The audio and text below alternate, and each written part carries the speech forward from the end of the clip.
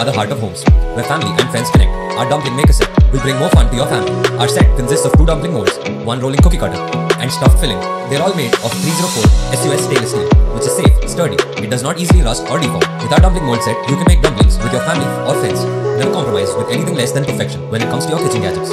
This dumpling maker has a unique and elegant, high-quality mirror polishing. It is constructed of high-quality 18/8 stainless steel, which is heavy-duty and lasts for a long time without any corrosion. It is sure to not rust, bend, break, or weaken.